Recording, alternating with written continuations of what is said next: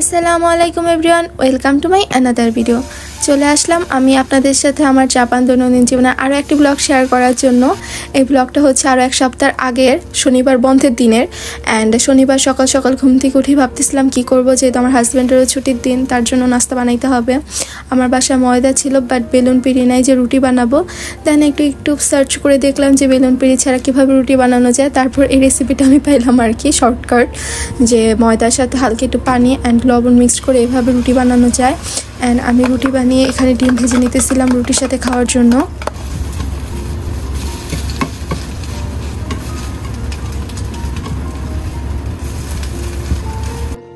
এরপর দুজন মিলে সকালে নাস্তাটা করে নিলাম একসাথে। নর্মালি আমাদের এই বন্ধের দিনগুলো ছাড়া একসাথে সকালে নাস্তা দুপুরে খাবার খাওয়া হয় না। সে অফিসে থাকে, আমি বাসায় থাকি, শুধুমাত্র রাতের খাবারটা একসাথে করা হয়। আর সব সময় তো সকালের খাবারে ফল ডিম এসব দিয়েই করি। আজকে ভাবলাম একটু নতুন কিছু ট্রাই করি, সবসময় তো একরকম খাবার খেতেও ভালো লাগে না। এরপর আমার ছোট্ট একটা পার্সেল চলে আসলো তেমো থেকে। আমি সেই দিন যা যা অর্ডার করছিলাম ওটার মধ্যে এটাও একটা ছিল, বাট এটা আসতে একটু লেট হয়েছে আর কি এই পার্সেলটা পেতে।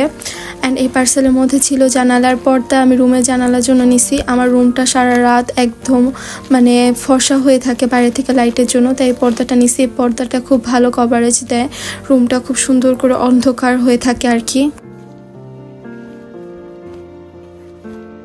এরপর আমি জানালায় পর্দাগুলো লাগিয়ে ফেললাম। পর্দা আরও একটা দরকার ছিল, বাট এইটা চলে আর কি। আর দিনের বেলা আমার রুমটা অনেক বেশি আলো হয়ে থাকে, তো পর্দাটা আমার জন্য খুব দরকার ছিল। এরপর গিয়ে আমি কিছু ফল কেটে নিয়ে আসলাম। এখানে কিউই আর কালো আঙ্গুর ছিল আর কি। অ্যান্ড আমার হাজব্যান্ড আমাকে দেখাইতেছিল চামচ দিয়ে এরকম ঘুরিয়ে ঘুরিয়ে খাও। আর আমি তার এই খাওয়া দেখে হাসতেছিলাম, বলতেছিলাম আপনি তো একদম সুন্দর করে তুলতে পারতেছেন না, কেমন হইতেছে। আমি তাকে খুব পচাইতেছিলাম আর হাসতেছিলাম। আর সে আমাকে বলতেছিল যে তুমি একটু করে দেখাও তারপর হাসো। অ্যান্ড আমি তাকে বলতেছিলাম যে আমি খুব সুন্দর করে করতে পারবো। আর আমি করতে গিয়ে চামচ যে কি করতেছিলাম, আমার হাজব্যান্ড তো আমার কাছ থেকে হাসতে হাসতে শেষ। চামচ দিয়ে সুন্দর করে আমি যেভাবে তুলতে চাইতেছিলাম তার উল্টাটা হইতেছিল, অন্যকে নিয়ে হাসলে যা হয় আর কি। এরপর আমরা হাজব্যান্ড ওয়াইফ বের হয়ে গেলাম আমাদের বাসার সামনে একটা শপে যাওয়ার জন্য। এটা খুবই কাছে আমাদের বাসার। অ্যান্ড দেখেন এখানে হচ্ছে সিগন্যাল পড়ছে, রেড সিগন্যাল। এখন আমরা এখান দিয়ে হাঁটাচলা করতে পারবো না, যখন এটা গ্রিন সিগন্যাল হবে তখন আমরা এখান দিয়ে হাঁটাচলা করতে পারবো। রাস্তায় যদি কোনো গাড়ি টাড়ি কিছু না থাকে তারপরও এই আইনটা সবাই অনেক সুন্দর মেনে চলে। আমার কাছে এই জিনিসটা খুবই ভালো লাগে। এই যে আমরা এই শপটায় চলে আসছি। এই শপে অনেকটা কম দামে অনেক ভালো ভালো জিনিস পাওয়া যায়। আমরা মূলত আসছি একটা ব্লেন্ডার কেনার জন্য। এখানে এসে এই ব্লেন্ডারটা দেখলাম, এই ব্লেন্ডারটা ভালোই লাগলো। তারপর মনে হলো একটু ঘুরে দেখি। এরপর ফার্নিচারের সাইডটায় চলে আসলাম। এসেই আমার একটা আয়না পছন্দ হয়েছে, বাট যে আয়নাটা পছন্দ হয়েছে সেটা সোল্ড আউট ছিল, মানে ওইটা অন্যজনের কাছে বিক্রি হয়ে গেছে। আমার মনটা তো একদম খারাপ হয়ে গেল। ফার্নিচারটা একটু ঘুরে টুরে তারপর আমরা চলে আসলাম ব্লেন্ডারের এই সাইডটা। এই ব্লেন্ডারের সব ডিটেলস আমরা দেখতেছিলাম, এটা দিয়ে কী কী করা যায়, আমরা এটা দিয়ে কী কী ব্লেন্ড করতে পারবো। এরপর এই ব্যাগটার দাম দেখেন প্রায় 50,000 ইয়েন। আমার তো দেখা মাথা ঘুরে গেছে। আমার হাজব্যান্ডকে আমি বলতেছিলাম যে এটা আমাকে কিনে দাও। অ্যান্ড এরপর আমরা ব্লেন্ডার সব কিছু বুঝে নিতেছিলাম ওনার কাছ থেকে, এটা কিভাবে ইউজ করতে হয়, কিভাবে চালাতে হয়, অ্যান্ড কোনটা দিয়ে কী করবো আমরা, উনি আমাদের সব কিছু বলে দিতেছিল। এরপর ব্লেন্ডারটা আমরা নিয়ে নিলাম, আর এটা প্রাইস ছিল 10,700 ইয়েন মেবি। এটা নিয়ে এখন আমরা বাসায় চলে আসলাম। আর ব্লেন্ডারটা ছিল কাচের, মানে ব্লেন্ডারের উপর অংশটা ছিল কাচের। প্রচণ্ড ভার ছিল এটা, এত বেশি ভার আল্লাহ কি বলবো। অ্যান্ড বাসায় আস্তে আস্তে দুপুর হয়ে গেল। আমার হাজব্যান্ডের ইচ্ছা হলো সে পিঠা খাবে। আমি বাংলাদেশ থেকে আসার সময় যে পিঠা বানিয়ে নিয়ে আসছিলাম সেটা তার খেতে ইচ্ছা হলো। তো এখানে আমরা পিঠা বের করে নিতেছিলাম। আর এই পিঠাটাকে আমরা বলি মেরা পিঠা। অ্যান্ড মেরা পিঠার সাথে খাওয়ার জন্য 2টা শুটকির বড়া বের করে নিলাম। আর পিঠাটা একটু নর্মাল হয়ে আসলে এটা আমি চুলায় তাওয়ায় দিয়ে একটু গরম করে নিব, তাহলে খেতে আরও বেশি ভালো লাগবে। এটা একটু পুরো পুরো করে ভাজবো।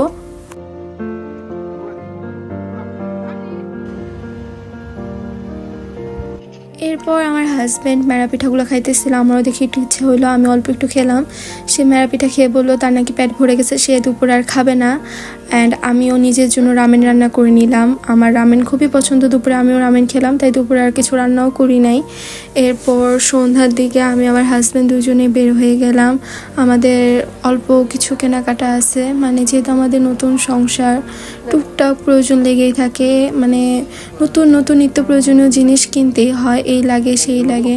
চলে আসলাম সেরকমই কেনাকাটা করার জন্য। ফার্স্টে আমার হাজব্যান্ডের ঘরে পরার জন্য একটা জুতা নিয়ে নিলাম।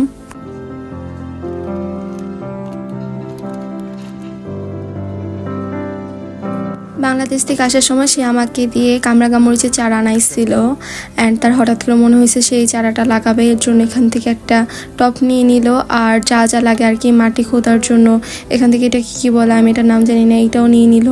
এরপর ঘুরে ঘুরে আর কি প্রয়োজন আছে সব কিছু নিয়ে নিতেছিলাম। এটা হচ্ছে মাছ ভাজি বা কোনো কিছু ভাজি করতে গেলে উল্টানোর জন্য খুব ভালো, তারপর মাছ কাটার জন্য কেচি, আর এই পাশে এই সাইডটাতে আমার খুবই পছন্দ, যা দেখি সবই কিনতে মন চায়।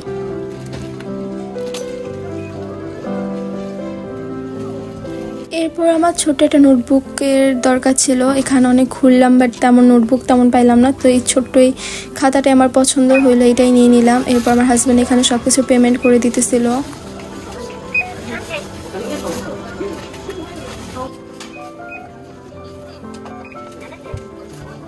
টুকটাক শপিং ডান, এখন আমরা সব থেকে বের হব। সব থেকে বের হওয়ার সময় এই সাইডটা দেখতে আমার কাছে খুবই কিউট লাগতেছিল, কি সুন্দর না বলেন। সন্ধ্যার সময় এই রাস্তায় লাইটিং থাকে তো দেখতে আমার কাছে বেশি ভালো লাগে। এরপর আসলাম কিছু গ্রোসারি শপিং করতে, এখান থেকে আমি 2টা ছড়ির প্যাকেট নিয়ে নিলাম, আমার কাছে ছড়ির তরকারি খুবই ভালো লাগে।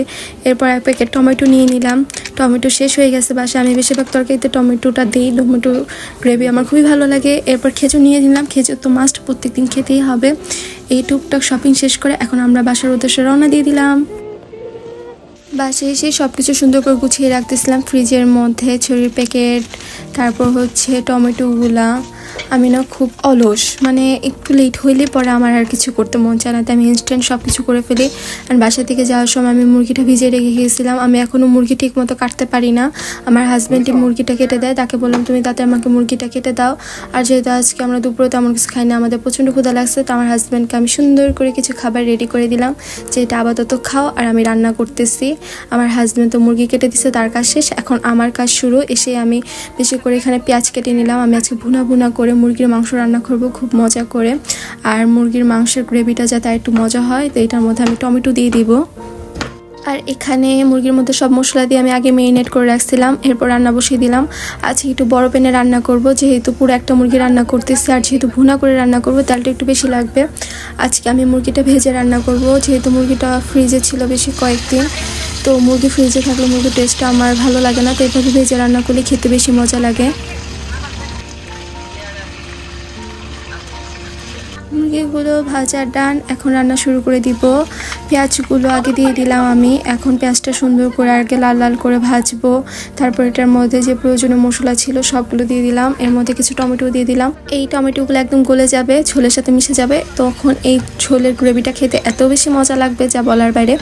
দেন এটার মধ্যে মুরগির মাংসগুলো দিয়ে দিলাম, খুব ভালো করে কষাবো মশলাগুলা মুরগির সাথে, আগে পানি দিয়ে দিব না, খুব ভালো করে কষানো হয়ে গেলে এটার মধ্যে পরিমাণ মতো পানি দিয়ে দিলাম। তারপর পানিটা টেনে আসলে আমি এখন চুলাটা অফ করে দিব। আমার মুরগির মাংস রান্নার ডান, অ্যান্ড আমার মুরগির মাংস রান্নাটা খেতে সত্যি এত বেশি মজা হয়েছিল যা বলার বাইরে। অ্যান্ড দেখেন কত সুন্দর লাগতেছে, দেখেই বোঝা যাইতেছে যে রান্নাটা আসলে খুব ভালো হয়েছে। এরপর দুজন মিলে রাতের খাবার খেয়ে নিলাম, আমার হাজব্যান্ড আমার রান্নার অনেক অনেক বেশি প্রশংসা করছে, অ্যান্ড আমি নিজেও এটা খেয়ে স্যাটিসফাইড।